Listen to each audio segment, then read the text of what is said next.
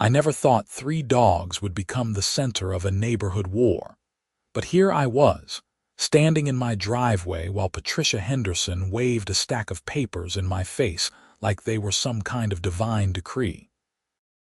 My name is James Donovan, and I had just moved to the Oak Valley Estates development outside of Prescott, Arizona, 6 months ago. The property sat on the edge of the development, a full 2 acres that backed up against protected desert land.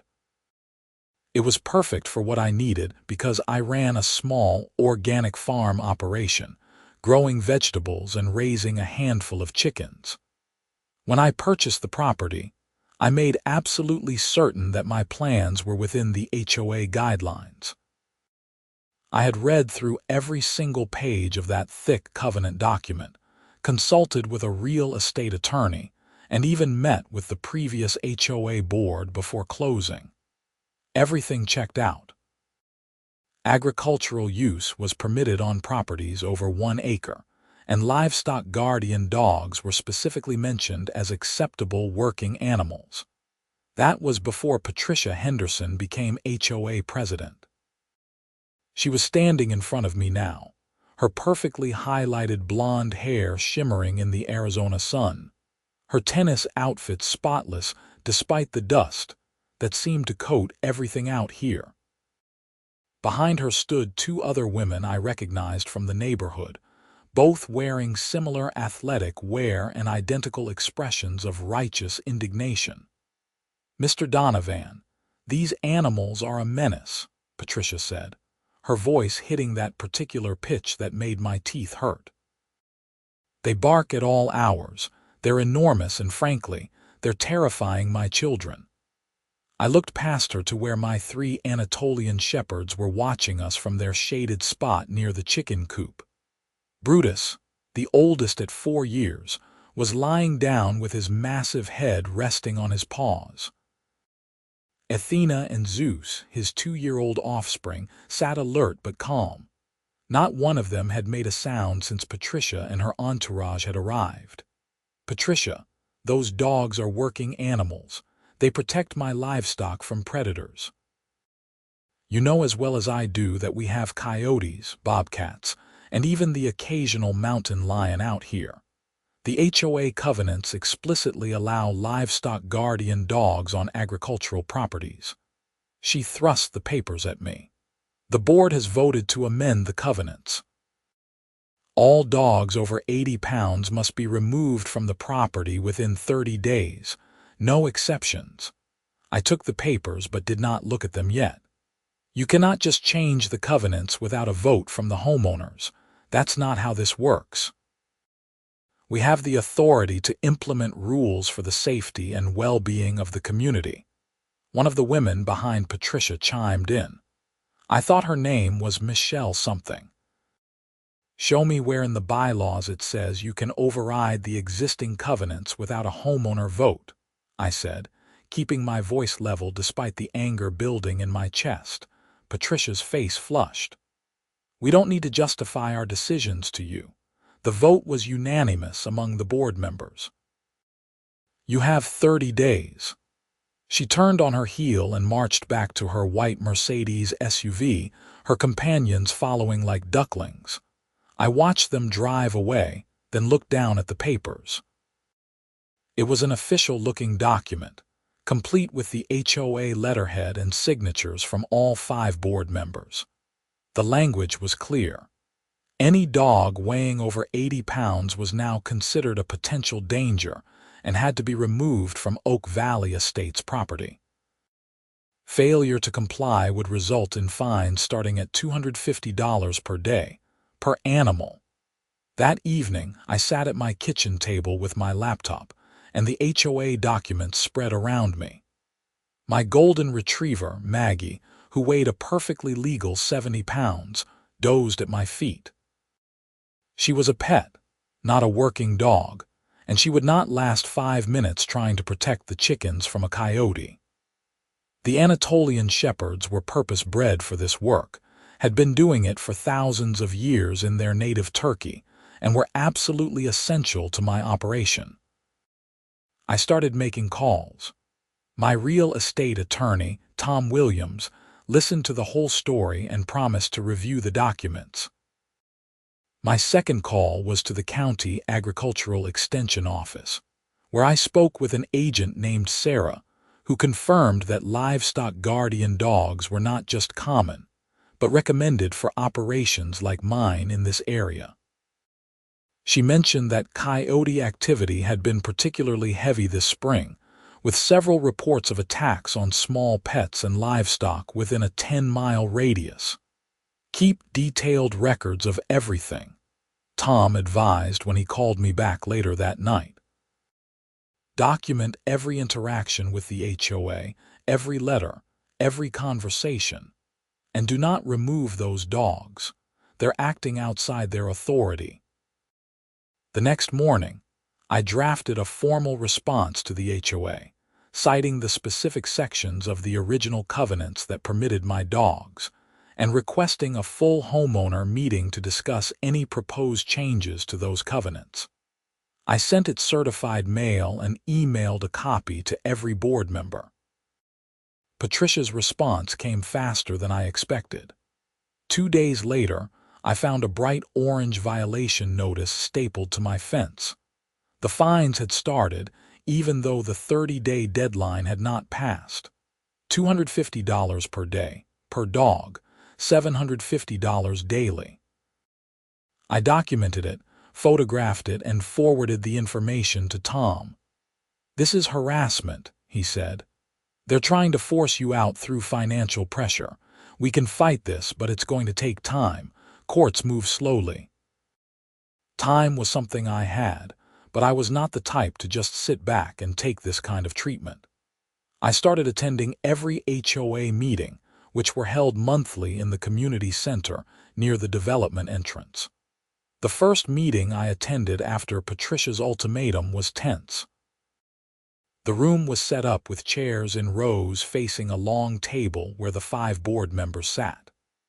Patricia was in the center, flanked by Michelle Sanders and Rebecca Norton on one side, and 2 men, David Chen and Robert Martinez, on the other. About 20 homeowners were scattered through the audience. When the floor opened for resident comments, I stood up. "I'd like to address the recent rule change regarding dog size limits," I said. "This change directly contradicts the existing covenants that were in place when many of us purchased our properties. According to the bylaws, covenant changes require a vote by the full membership, not just the board." Patricia did not even look at me. "The board has the authority to implement safety regulations. This is not a covenant change, it's a safety policy." "Calling it a different name does not change what it is," I replied. "You're attempting to prohibit something that was explicitly permitted in the purchase agreements. That's a material change that requires homeowner approval." "Your time is up," Patricia said, tapping her gavel. "Next comment." An older man near the back stood up. I recognized him as Frank Morrison, whose property was on the opposite edge of the development from mine. "I want to speak in support of Mr. Donovan. I've seen his dogs. They're well trained, they stay on his property, and they're doing exactly what they're supposed to do. My wife and I walk past his place regularly, and we've never had a problem." "Thank you, Mr. Morrison," Patricia said in a tone that clearly meant she was not thankful at all. "Any other comments?" A woman I did not recognize raised her hand. "I actually have a question about coyotes. I've heard them at night and they sound really close. Should we be concerned?" David Chen, who worked in wildlife management, nodded. "Coyote populations are definitely up this year. We've had a mild winter and good rainfall, which means more prey animals, which means more coyotes. I'd recommend keeping small pets indoors at night and not leaving pet food outside." "Which is exactly why I need my guardian dogs," I interjected. Patricia's gavel came down hard. "Out of order, Mr. Donovan. You've had your speaking time." The meeting continued but accomplished nothing. As people filed out, several stopped to talk to me. Frank and his wife, Dorothy, were supportive. A younger couple, the Patel family, mentioned that they had been hearing coyotes very close to their house at night, and it was making them nervous. A single mom named Jennifer Clark said her cat had gone missing 2 weeks ago. "I thought maybe she just wandered off," Jennifer said, her eyes worried. "But now I'm wondering if something got her." Over the next 2 weeks, the fines kept accumulating on paper, though Patricia had not yet taken any action to collect them. Tom filed a formal complaint with the county, arguing that the HOA was acting beyond its authority. We also requested a temporary injunction to halt the fines while the matter was being resolved. Meanwhile, I kept careful logs of everything my dogs did. They barked at night, yes, but only when there was something to bark at. I set up trail cameras along my property line and caught footage of coyotes prowling the perimeter almost every night. The dogs never left the property, never approached the fence line aggressively when people walked by, and did their job perfectly. The coyotes were getting bolder. One night, around 10 o'clock, the dogs went crazy. I grabbed my flashlight and headed outside to find all 3 Anatolian Shepherds at the far corner of my property, hackles raised, barking at something in the darkness beyond my fence. I shined the light out and caught the reflection of multiple pairs of eyes. At least 5 coyotes were standing just outside my property line, watching my chicken coop. The dogs held their ground, and eventually the coyotes melted back into the desert. I checked the trail camera footage the next morning and counted 7 coyotes total. They had been circling the property for over an hour before I came outside. I posted some of the trail camera footage to the Oak Valley Estates community Facebook page with a warning about the coyote activity. The response was mixed. Several people thanked me for the heads up. Others said I was fear-mongering. Patricia commented that if my dogs were not around making noise, the coyotes probably would not come near the development at all. That statement was so absurd it barely deserved a response, but I provided one anyway, politely explaining that coyotes were attracted to the abundance of small pets, outdoor cats, unsecured garbage, and prey animals in the area, not to my guardian dogs. If anything, my dogs were likely keeping coyotes from establishing the area as part of their regular territory. Patricia deleted my comment. 3 weeks after the original ultimatum, I received a certified letter from a law firm in Phoenix. The HOA was taking me to court for the accumulated fines, which now totaled over $15,000, and seeking an injunction to force the removal of my dogs. Tom was ready for it. We filed our response, counterclaimed for harassment and violation of the covenant terms, and requested a full hearing. The judge scheduled it for 6 weeks out. In the meantime, the coyote situation was getting worse. The community Facebook page started filling up with posts about missing cats. Jennifer's missing cat was joined by 3 others. Someone's small dog vanished from their backyard in broad daylight. People were getting scared. Frank Morrison stopped by my place one evening. He was a retired civil engineer, tall and lean with white hair and a weathered face that spoke of years in the Arizona sun. "I wanted to let you know that I'm organizing some of the homeowners to oppose Patricia at the next board election," he said.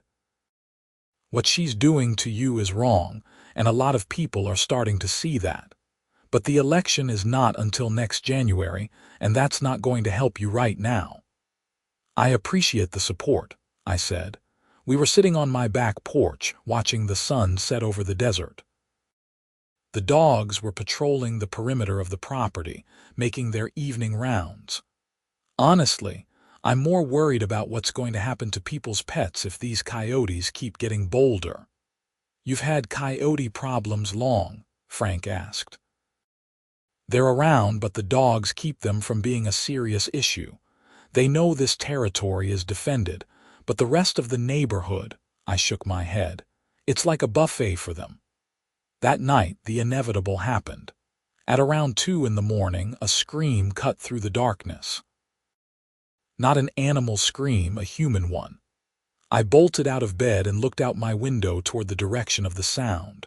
Lights were coming on in several houses down the street. My phone rang. It was Frank. "You hear that?" "Yeah, what happened?" "I'm not sure. I'm going to check it out." I threw on clothes and headed out. Several other neighbors were emerging from their houses, all of us drawn to the house where lights blazed and someone was crying. It was the Thompson family's place, about 6 houses down from mine. As I got closer, I could see Julie Thompson sitting on her front lawn in her bathrobe, sobbing while her husband Derek stood nearby looking helpless.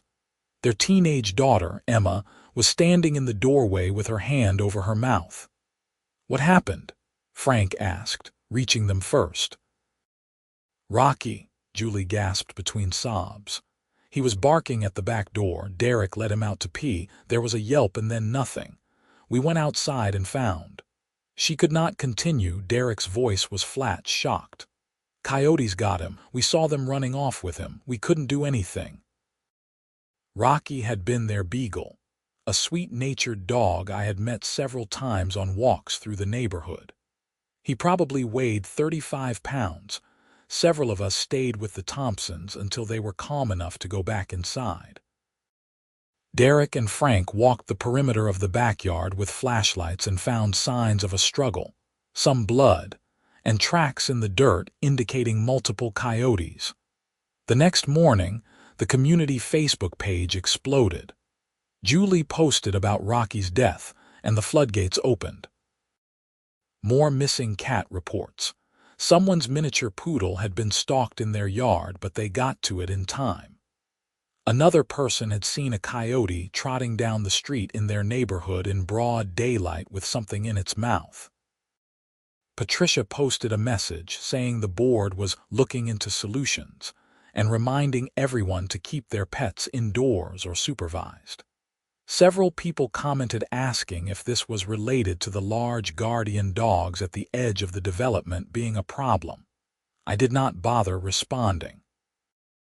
The trail camera footage spoke for itself, and I posted another compilation showing coyotes avoiding my property while clearly traveling along the development perimeter.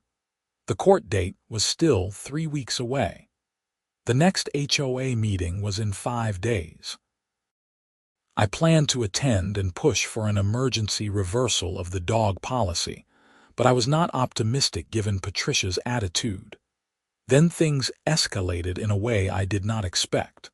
4 nights after Rocky's death, I was woken up around 3 in the morning by my dogs barking. This was not their usual alarm bark, though. This was a different sound, more urgent, more aggressive. I grabbed my boots and flashlight and ran outside. All 3 Anatolian Shepherds were at the fence line, going absolutely crazy. I could hear something on the other side, yelping and snarling. I ran over and shined my light through the fence onto the desert side of my property. A pack of at least 10 coyotes was there, and they were not running away. They were holding their ground, hackles up, facing my dogs through the fence. This was unusual behavior. Coyotes were typically skittish around large dogs and humans. This group was acting more like wolves, coordinated and bold. I started yelling and waving my flashlight, and finally they began to retreat, but slowly, reluctantly. The dogs did not stop barking until the coyotes were completely out of sight. I stayed outside for another hour, watching and listening. The dogs eventually settled but remained alert. Something had changed. The coyotes were getting more aggressive, more desperate maybe. Or perhaps they had just gotten so used to easy meals in the development that they were willing to take bigger risks. At the HOA meeting 5 days later, the room was packed. Every seat was filled and people lined the walls. The agenda had been expanded to include a discussion about the coyote problem. Patricia called the meeting to order and tried to move through the standard business items, but people were not having it. Frank Morrison stood up during the open comment period. "I move that we table all regular business and address the coyote situation immediately," he said. "We've had one dog killed, at least 8 cats missing, and multiple sightings of aggressive coyote behavior. This is a safety issue that cannot wait." There was a murmur of agreement throughout the room. Patricia looked annoyed but nodded. "Very well. David, you're our wildlife expert. What do you recommend?" David Chen stood up. He looked tired. "I've been consulting with Fish and Wildlife. The coyote population in this area has exploded this spring. They're habituated to human presence, which makes them bolder. The attacks on pets are going to continue and likely get worse unless we take action." "What kind of action?" someone called out. "There are several options. We can hire a wildlife removal company to trap and relocate problem animals, though that's expensive and not always effective. We can implement strict rules about pet food, garbage, and outdoor cats, which will help long-term but would not solve the immediate problem. Or we can look at deterrent methods like fencing or guardian animals." "Guardian animals," Patricia repeated, her voice dripping with disdain. "You mean like Mr. Donovan's dogs?" "Actually, yes," David said, and I could see it cost him something to contradict the board president. "Livestock guardian dogs are proven effective at deterring coyotes. James's property backs up to the same open space as about 20 other properties in this development, and he's the only one who has not had any coyote issues. That's not a coincidence. His dogs are the reason we have the rule in the first place," Michelle Sanders interjected. "They're dangerous." "They're not dangerous," Frank shot back. "I've walked past that property dozens of times. Those dogs are behind a fence, they're well trained, and they're doing exactly what they're supposed to do." The room erupted into arguments. Patricia banged her gavel repeatedly, trying to restore order. Finally, Julie Thompson stood up, and the room quieted. "My dog is dead," she said, her voice shaking. "Rocky was a member of our family for 8 years. My daughter is devastated. I have watched the trail camera footage that James posted, and I've walked past his property. His dogs are not the problem. They're the solution. I do not understand why we're trying to get rid of the one thing that's actually working." "The board has liability concerns," Patricia said. "Large, aggressive dogs pose a risk to residents." "They're not aggressive," I said, standing up. "They're protective. There's a difference. Anatolian Shepherds are bred to be calm around humans but aggressive toward predators. They're livestock guardian dogs, not attack dogs." "You would say that." Rebecca Norton spoke for the first time. "You're the one violating HOA policy." "The policy is invalid," I replied. "It contradicts the established covenants, and it was implemented without proper homeowner approval. But that's a legal matter that will be resolved in court. Right now, we should be talking about how to protect this community from an actual threat, not an imagined one." Patricia looked like she wanted to argue, but the mood in the room was clearly against her. "Finally," she said, "we'll take the matter under advisement. If there are no other comments, I'd like to move to close the meeting." "I have a comment." Derek Thompson stood up. "I want the board to know that I've consulted with an attorney about the HOA's liability regarding pet safety. If you're aware of a dangerous situation and fail to take reasonable action to address it, the HOA can be held liable for damages. Just something to think about." That got everyone's attention, including Patricia's. Her face went pale, then red. "Is that a threat?" "It's information," Derek said calmly. "Our insurance company is asking questions about why we let our dog out when we knew there was a coyote problem, and why the HOA had not taken any protective measures. I figured the board should know. The meeting broke up shortly after that. As people filed out, I found myself surrounded by neighbors wanting to talk. Most were supportive. A few were still concerned about the dogs, but they were willing to listen to reason. The next week was quiet. I heard through the grapevine that Patricia had consulted with the HOA's insurance company and lawyer, and apparently received some uncomfortable information about liability issues. The Facebook page continued to fill with coyote sightings and complaints. Then, 9 days before our scheduled court date, my phone rang at 7:30 in the morning. It was an unknown number, but the area code was local, so I answered. "Mr. Donovan," a woman's voice, not Patricia. "Yes. This is Linda Chen, David's wife. I'm calling because we have a situation, and David thought you might be willing to help." "What kind of situation?" "There's a coyote in the Morrisons' yard. Frank and Dorothy are trapped in their house. The thing is acting aggressive, won't leave. Animal control says they cannot get someone out here for at least an hour, maybe more." I was already grabbing my keys. "I'll be right there." "David says to bring your dogs," Linda added. "He thinks they can chase it off." 5 minutes later, I pulled up to Frank's house with all 3 Anatolian Shepherds in the back of my truck. A small crowd had gathered in the street at a safe distance. David Chen was there, along with several other neighbors. "It's in the backyard," David said. "Frank said it tried to get in through the dog door before they blocked it. Something's wrong with it. It's not acting normal." I walked to the side gate and looked over. The coyote was in the middle of the yard, and David was right. Something was off. It was thin, ribs showing, and its movements were jerky, erratic. When it saw me, it did not run. It snarled. "It might be sick," I said. "Possibly rabid. We need to be careful." I went back to the truck and got the dogs out on leads. All 3 immediately locked onto the coyote's scent and pulled toward the gate. I opened it carefully, keeping a firm grip on the leads. The reaction was immediate. The coyote saw the 3 massive dogs, and its aggressive posture faltered. The Anatolian Shepherds did not bark or lunge. They just stood there, 130-pound apex predators, staring at the coyote with complete confidence. The coyote backed up, still snarling but now looking for an escape route. I walked the dogs forward slowly, keeping them controlled. The coyote turned and bolted for the back fence, scrambled over it with more panic than grace, and disappeared into the desert. Frank opened his back door. "Thank God. That thing was trying to get in.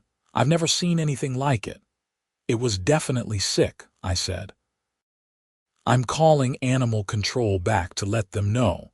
They need to track it if possible." The crowd of neighbors had grown, and most of them had witnessed what happened. As I loaded the dogs back into the truck, people came up to thank me. Even some of the ones who had been on the fence about the HOA issue seemed to have changed their minds. Patricia was not among the crowd. Neither were Michelle or Rebecca. 2 days later, I received a call from Tom Williams. "You're not going to believe this," he said. "The HOA just filed a motion to dismiss their own lawsuit." "What?" "They're dropping the case, withdrawing the fines. The motion includes a provision that the dog size restriction policy is rescinded." I sat down heavily. Why? My guess: legal pressure and public opinion.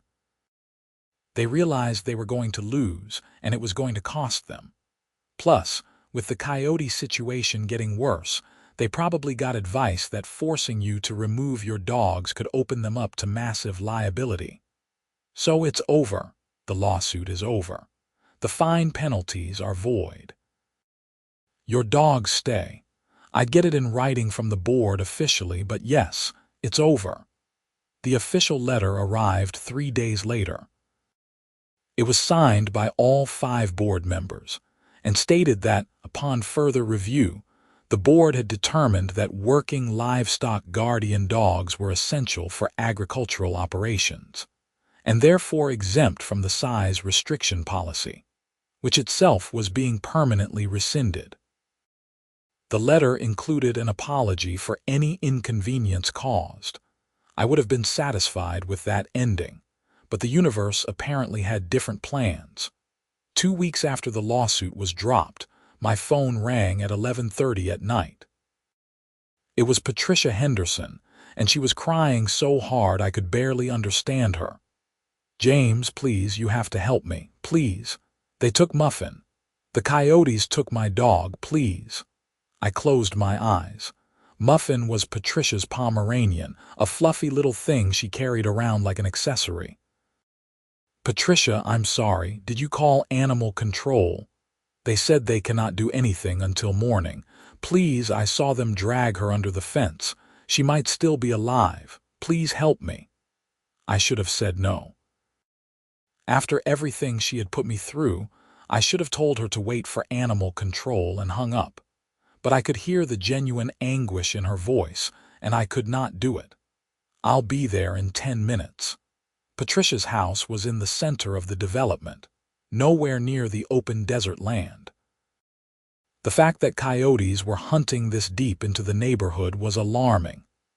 When I arrived with the dogs, Patricia ran out of her house in yoga pants and a t-shirt, her face blotchy and streaked with tears. "She was in the backyard in her pen," Patricia said, her voice breaking.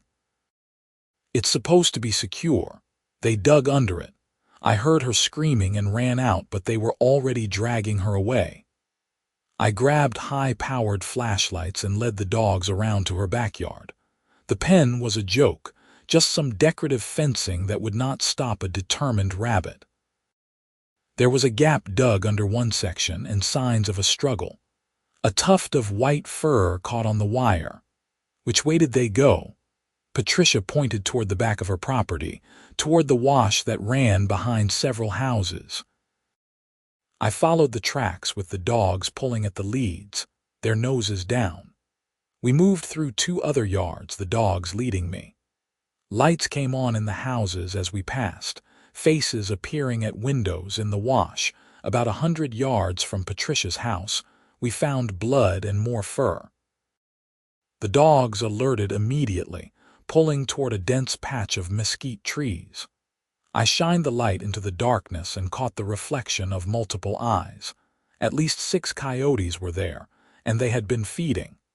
I could see a small white shape on the ground that I knew was Muffin. The coyotes watched us, not running immediately like they should have. I released the leads. The 3 Anatolian Shepherds exploded forward with a synchronized roar that made the hair on my arms stand up. The coyotes scattered instantly, abandoning their kill and fleeing into the darkness. The guardian dogs chased them for about 50 yards, far enough to make the point clear, then returned at my whistle. I approached what was left of Muffin. It was not pretty. Patricia had followed me despite my instructions to stay back, and she saw it too. She fell to her knees and sobbed. I gave her space while I checked the area with the flashlight. More tracks, more evidence of a large pack operating in the area. This was beyond a few opportunistic coyotes. This was an established pack treating the development as hunting territory. Finally, Patricia stood up. Her voice was hoarse. "I'm sorry. I'm so sorry for everything I did. You were right, about everything. I was wrong and stupid, and I killed my dog." "You did not kill your dog, Patricia. The coyotes did." "But if I had listened to you, if I had not tried to force you to get rid of your dogs, maybe we could have done something sooner. Maybe Rocky would still be alive. Maybe Muffin would still be alive." I did not have a response to that. She was not entirely wrong. We walked back to her house in silence. Several neighbors had come out, including Frank and Dorothy. Patricia told them what happened, her voice breaking repeatedly. When she finished, she looked at me. "What do we do? How do we fix this?" "First, Animal control and fish and wildlife need to know how bad this has gotten, I said. A pack this size operating this deep in a residential area is dangerous, not just to pets anymore. A pack that bold could go after a small child. That statement sent a ripple of fear through the group. Patricia looked like she might be sick. Second, people need to take security seriously. No small pets outside unsupervised ever. Secure fencing that goes underground. Remove attractants like pet food and unsecured garbage. Motion-activated lights and sprinklers. And third, Frank asked. Third, the HOA needs to consider encouraging residents with agricultural properties to maintain guardian dogs. My 3 can protect my 2 acres, but there are other properties along the perimeter that could benefit from the same protection. It would create a buffer zone. David Chen nodded slowly. That makes sense. A perimeter defense. The Coyotes learn that the development edges are defended territory and they'll go elsewhere. Over the next few days, the Coyote incident became the only thing anyone in Oak Valley Estates talked about. Patricia, to her credit, took full responsibility for her mistakes. At an emergency HOA meeting she called, she stood up in front of everyone and apologized publicly. I let my personal feelings and unfounded fears override common sense and expert advice, she said, her voice steady despite obvious emotion. Mr. Donovan was right about his dogs. They were never the problem. I was the problem. My stubbornness and refusal to listen may have contributed to the deaths of several pets. I'm sorry to all of you, and especially to James Donovan. The room was silent. Finally, I stood up. I appreciate the apology, Patricia. What matters now is fixing the situation going forward. The board voted unanimously to not only rescind the dog size policy, but to actively encourage protective measures for properties along the development perimeter. They allocated HOA funds to hire a wildlife management company to assess the coyote situation and implement a control program. They also instituted new rules about pet security and waste management, designed to make the neighborhood less attractive to predators. Fish and Wildlife sent out a team that confirmed a pack of at least 12 coyotes had established territory that included Oak Valley Estates. They implemented a combination of hazing, removal of problem animals, and habitat modification. Within 2 months, the aggressive incidents dropped to almost nothing. Frank Morrison made good on his promise to challenge the board. In the January election, he ran for president with a slate of candidates committed to more transparent and reasonable governance. They won in a landslide. Patricia did not run for re-election. I ran into her at the community center a few months after everything settled down. She had a new dog, a rescue mutt named Scout who looked like he had some cattle dog in him, definitely over 80 pounds. "He's a good boy," Patricia said when she saw me looking. "Not a livestock guardian, but he barks at coyotes, makes me feel safer." "How are you doing?" I asked. "Better." I joined a grief support group, actually. Losing Muffin like that was traumatic, but I'm working through it, and I'm trying to be better about listening to people who actually know what they're talking about instead of just assuming I'm right. "That's good personal growth," I said, meaning it. "I really am sorry, James. I cost you time and money and stress, and I made your life miserable for months because I was too proud to admit I was wrong." "You apologized. You made it right. That takes courage." She smiled a little.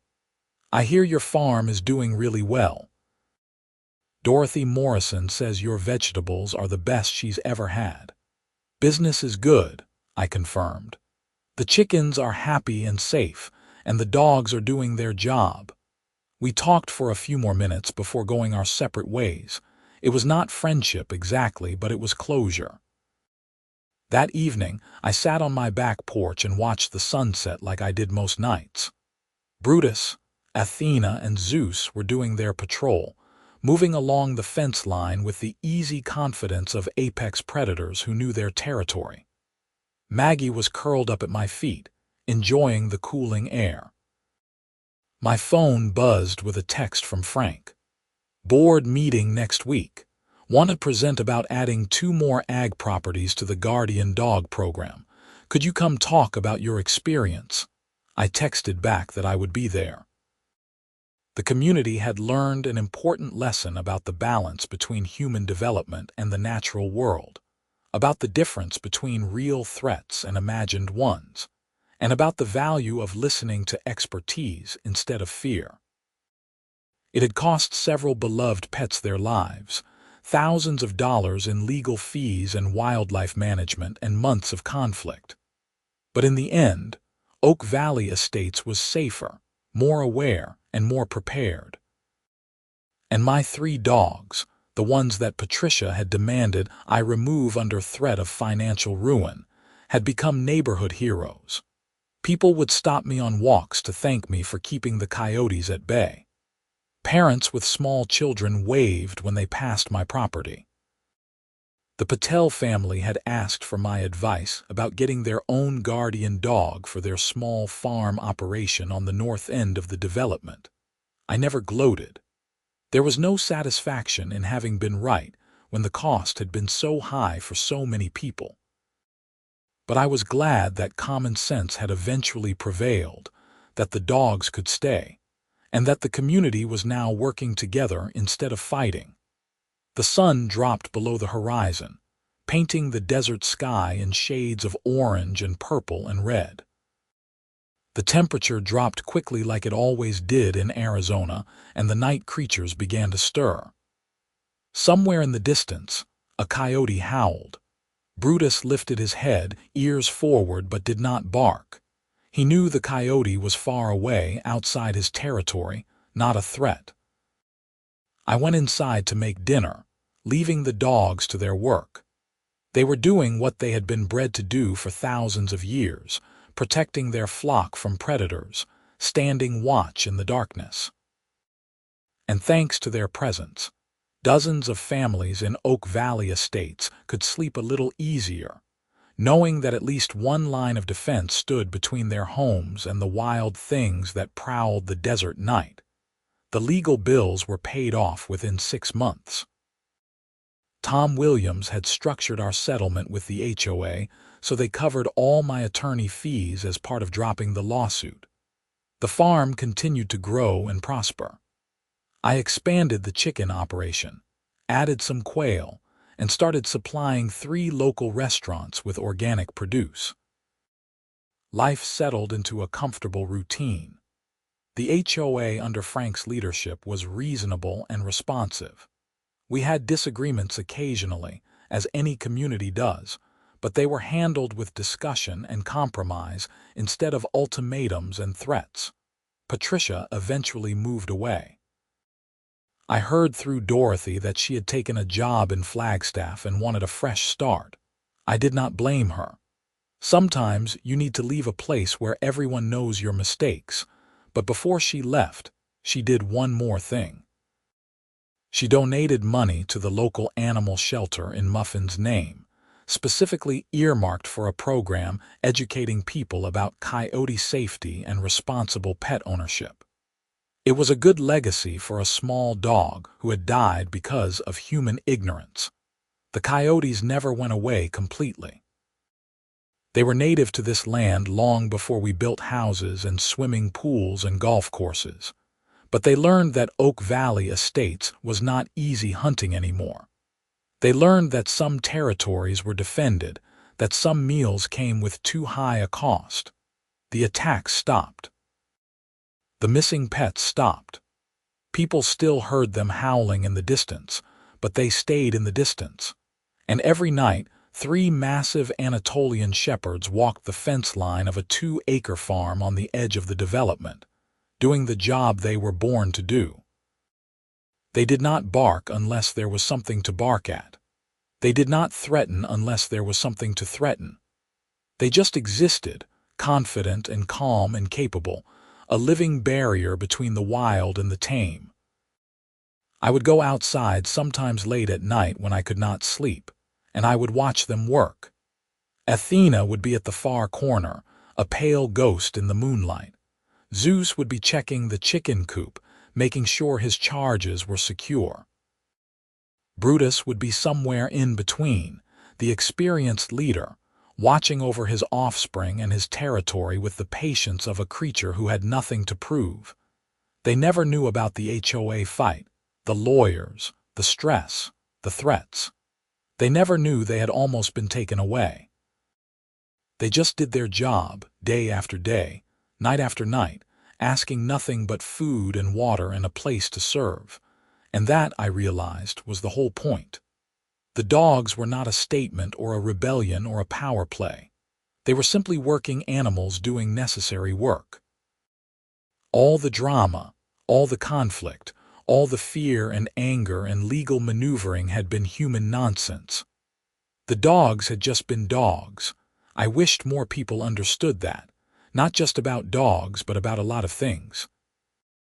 Sometimes the solution to a problem is simple and practical and right in front of you. Sometimes the threat you are afraid of is not the threat you should be worried about. Sometimes the thing you want to get rid of is the exact thing protecting you. Oak Valley Estates learned that lesson the hard way. But at least they learned it. Years later, I would still occasionally see posts on the community Facebook page from new residents asking about the big dogs they saw at the property on Desert View Road. And every time, multiple people would jump in to explain that those were the guardian dogs, that they were friendly but working, that they were part of what kept the neighborhood safe. No one ever suggested getting rid of them again. Brutus retired at 8 years old, handing over full-time patrol duties to Athena and Zeus.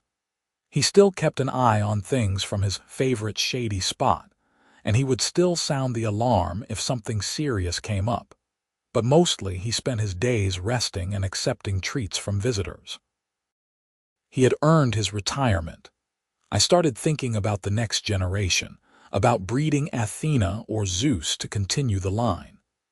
Good livestock guardian dogs were valuable, and several people in the area had approached me about purchasing puppies if I ever had them. But that was a decision for another day. For now, things were good. The farm was thriving, the community was stable, the coyotes were kept at bay, and 3 dogs patrolled a fence line in the Arizona desert, doing what their ancestors had done in the mountains of Turkey for thousands of years. It was enough. It was more than enough. It was exactly what it needed to be, and on quiet nights when the wind blew cool from the north and the stars blazed in the dark sky, I would sit on my porch with a cup of coffee and watch my dogs work, and I would be grateful. Grateful for their protection, grateful for their presence, grateful that common sense had prevailed in the end, grateful that Patricia Henderson had finally understood what I had tried to tell her from the beginning. Sometimes the thing you fear is the thing you need most. The desert had taught us all that lesson. Some of us learned it easier than others. But in the end, we all learned it, and Oak Valley Estates was better for it.